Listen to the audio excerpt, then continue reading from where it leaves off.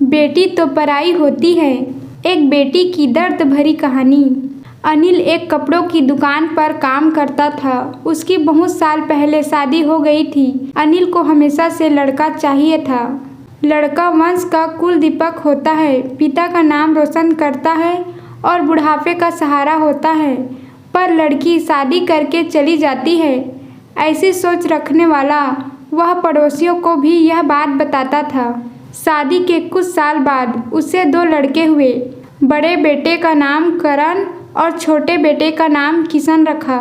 बाद में कुछ सालों बाद उसकी पत्नी का निधन हो गया। उसके बाद उसने उन दोनों बेटों का ख्याल रखा। समय बीता और उसके दोनों बेटे बड़े हो गए और अब दोनों बेटे नौकरी कर रहे थे। दोनों की शादी भी हो गई।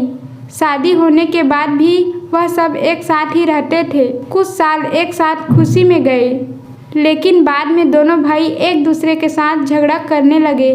दोनों बहुओं में छोटी छोटी बातों पर मतभेद होने लगी। यह सब देखकर अनिल को बहुत बुरा लगता था। अब दोनों ने अलग रहने का निर्णय लिया और वह अलग हो गए। फिर पिताजी का ख्याल कौन रखेगा, ऐसा सवाल निर्माण हुआ। दोनों बेटे एक एक महीना संभालेंगे, ऐसा तय किया। अनिल एक बेटे के साथ 1 महीने के लिए रहने लगा, फिर दूसरे बेटे के पास 1 महीना। ऐसा उसका बंटवारा हुआ। पर जैसे जैसे वक्त बीतता गया, वैसे वैसे बहुओं और बेटों में अनिल को लेकर झगड़ा होने लगा। दोनों बेटों के घर में झगड़े का कारण अनिल रहने लगा। यह बात अनिल को अच्छे से समझ आई थी। अब अनिल को पुरानी यादें याद आने लगी थी। उसने जिंदगी में कितनी बड़ी गलती की थी, यह उसे अब समझ में आ रही थी। पर अब इसका क्या फायदा। आखिर दोनों बेटों ने पिताजी को वृद्धा आश्रम भेजने का निर्णय लिया। एक दिन दोनों ही पिताजी को लेकर वृद्धा आश्रम में गए। वहां जाने पर सभी औपचारिकता पूरी करके पिताजी को मिलकर वह दोनों अपने अपने घर वापस चले गए। बेटे के घर जाने के बाद अनिल बहुत रोने लगा। उसके बाद वृद्धा आश्रम के कई लोगों ने उसे समझाया, पर वह बहुत दुखी हो गया था। अनिल को वृद्ध आश्रम में आकर 8-10 दिन हो गए थे। वह किसी से भी बात नहीं करता था और एक पेड़ के नीचे बैठकर विचार में मग्न रहता था। वहाँ के लोग उसे पूछते थे, पर उसने किसी को भी कुछ नहीं बताया। कुछ दिनों में वह एक व्यक्ति से थोड़ा बहुत बोलने लगा। बाद में दोनों की अच्छी दोस्ती हो गई। एक दिन वह दोनों बैठे थे, तब वह व्यक्ति अनिल को अपनी कहानी बताने लगा। वह बोला कि मुझे एक ही बेटा है। वह मेरे साथ छोटी छोटी बातों पर झगड़ा करता था। उस वजह से मैंने वृद्ध आश्रम में रहने का निर्णय लिया। मुझे कभी कभी लगता था कि मुझे बेटे के साथ एक बेटी भी होती तो कितना अच्छा होता। कदाचित आज वह मेरे बुढ़ापे की लाठी बन सकती। उसका बोलना सुनकर अनिल और ज़्यादा दुखी हो गया और वह बहुत गहरे विचारों में खो गया। अनिल को दुखी अवस्था में देखकर उसके दोस्त ने पूछा, आप क्या सोच रहे हो? आपके सामने देखो, उस दिखने वाले 2 व्यक्तियों में से एक हमारे वृद्ध आश्रम के मालिक हैं। उनका नाम कैलाश सेठ और दूसरी उनकी बेटी है, उसका नाम आराध्या है। वृद्ध आश्रम का सारा काम उनकी बेटी संभालती है। कैलाश सेठ इनको एकमात्र बेटी थी। बेटी माँ और पिताजी से बहुत प्यार करती हैं। उतना ही प्यार वह वृद्ध आश्रम के हर एक व्यक्ति से करती है। अनिल सिर्फ उसकी तरफ देखते ही रह गया और उसका मन और भी ज़्यादा दुखी होने लगा। रात होने लगी थी। हर एक वृद्ध अपने अपने रूम में जाने लगे। अनिल भी उसके रूम में जाता है। रात का खाना जल्दी खाकर सब लोग सो जाते हैं। अनिल को उसका भूतकाल याद आता है।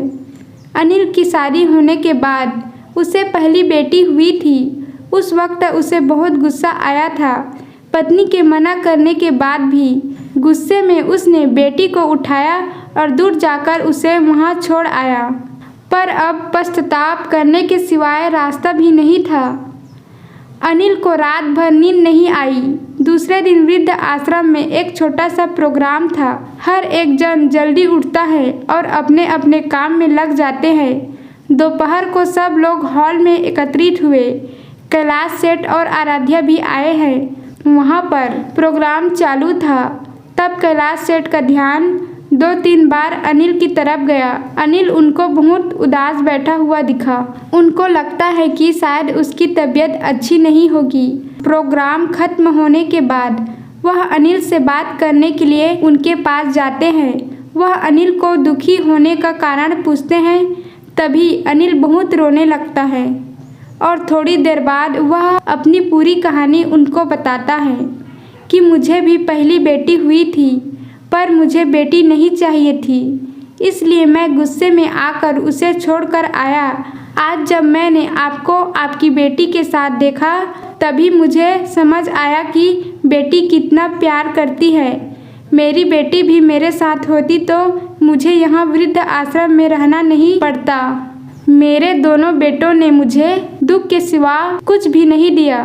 मैं अपने किए हुए पापों की सजा आज भुगत रहा हूँ। अनिल की सब बातें सुनकर कैलाश सेठ को मन में बहुत दुख हो रहा था। दुखी होकर वो अनिल को बोलते हैं कि यह मेरी बेटी नहीं है, मुझे यह नदी किनारे मिली थी।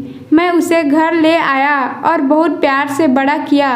मैं और मेरी पत्नी उससे बहुत प्यार करते हैं और वह हम दोनों से भी उतना ही प्यार करती है। पूरी कहानी सुनने के बाद अनिल बोलता है कि मैंने मेरी बेटी को भी नदी के किनारे मंदिर के पास छोड़ा था।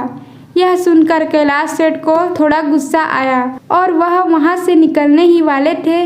तभी उसी वक्त वह अनिल को पूछते हैं, आपकी बेटी का बर्थ मार्क वगैरह आप बता सकते हो क्या? अनिल ने तुरंत जवाब दिया, हाँ बता सकता हूँ। उसके बाएं हाथ और पैर पर एक उंगली ज़्यादा थी। यह जवाब सुनकर कैलाश सेठ को विश्वास होता है कि आराध्या उसी की ही बेटी है। यह सब सुनकर कैलाश सेठ वहाँ से चला जाता है। उसके चले जाने पर आराध्या वहाँ पहुँचती है और वह अनिल को बोलती है कि मैंने आप दोनों की पूरी बात सुन ली है। आपने मेरे बारे में जो भी कहा वह सुनकर मेरा मन बहुत दुखा है। एक पिता खुद की बेटी के बारे में ऐसा निर्णय ले सकते हैं, यह सुनकर मुझे बहुत बुरा लगा। आपने जो भी किया वह बहुत गलत था। आपने मुझे बेटी बोलने का अधिकार खो दिया है। मैं आपकी बेटी होकर भी आप मुझे रास्ते पर छोड़कर चले गए थे और मैं उनकी बेटी न होते हुए भी उन्होंने मुझ पर जान निछावर कर दिया, इसलिए वही मेरे सच्चे पिता हैं। आप इस वृद्ध आश्रम में रह सकते हैं, पर आज आपने उनके सामने जो बोला है वह फिर कभी भी उनके सामने मत बोलिएगा, क्योंकि आज तक मैंने उनको इतना दुखी कभी भी नहीं देखा। इतना बोलकर आराध्या वहाँ से चली गई।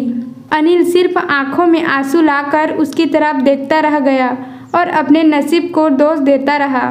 दूसरे दिन सुबह किसी को भी न बताते हुए अनिल वृद्ध आश्रम छोड़कर चला गया। दोस्तों, आप लोगों को यह कहानी कैसी लगी कमेंट करके ज़रूर बताएं और हमारे चैनल पर न्यू आए हैं तो चैनल को सब्सक्राइब करें। Thank you.